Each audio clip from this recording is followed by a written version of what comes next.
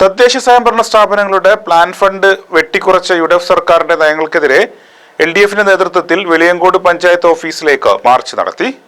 എന്റെ ഇഷ്ടങ്ങൾ എന്റെ ഫാമിലിക്ക് അറിയാം. Family wedding centre. March CPI സംസ്ഥാന കമ്മിറ്റി അംഗം അജിത് കൊളാടി ഉദ്ഘാടനം ചെയ്തു. തദ്ദേശ സ്വയംഭരണ സ്ഥാപനങ്ങളെ തകർക്കാനുള്ള നീക്കം UDF സർക്കാർ ഉപേക്ഷിക്കണമെന്നും പഞ്ചായത്ത് രാജ് ആക്ടിന്റെയും വികേന്ദ്രീകൃത ആസൂത്രണത്തിന്റെയും അന്തസത്ത പരിപാലിക്കണമെന്നും അദ്ദേഹം ആവശ്യപ്പെട്ടു.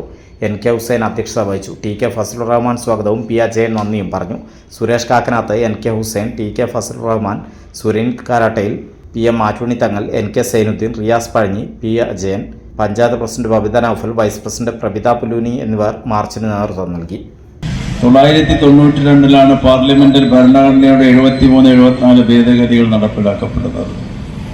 ആ ഭേദഗതികളിലൂടെയാണ് ഈ പഞ്ചായത്തി രാജ് സംവിധാനത്തിനെ കൂടുതൽ പുഷ്ടിപ്പെടുത്താനും അതിൻ്റെ അധികാര വികേന്ദ്രീകരണ പ്രക്രിയയ്ക്ക് ആക്കം കൂട്ടുവാനുമുള്ള ഒരു നടപടികൾ ആരംഭിക്കുന്നത്. അന്ന് പ്രധാനമന്ത്രി രാജീവ് ഗാന്ധിയായിരുന്നു.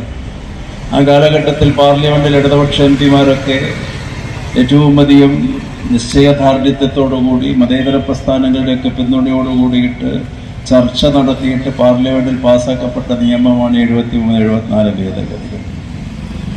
അതിനൊക്കെ മുൻപ് തന്നെ 1982-84 കാലഘട്ടത്തിൽ നായനാർ മുഖ്യമന്ത്രിയാകുമ്പോഴാണ് ഡോക്ടർ BS സെന്നിനെ അധികാര വികേന്ദ്രീകരണത്തെക്കുറിച്ച് പഠിക്കാനുള്ള ഒരു ഏകാംഗ കമ്മീഷനായിട്ട് നിയമിക്കുന്നത്.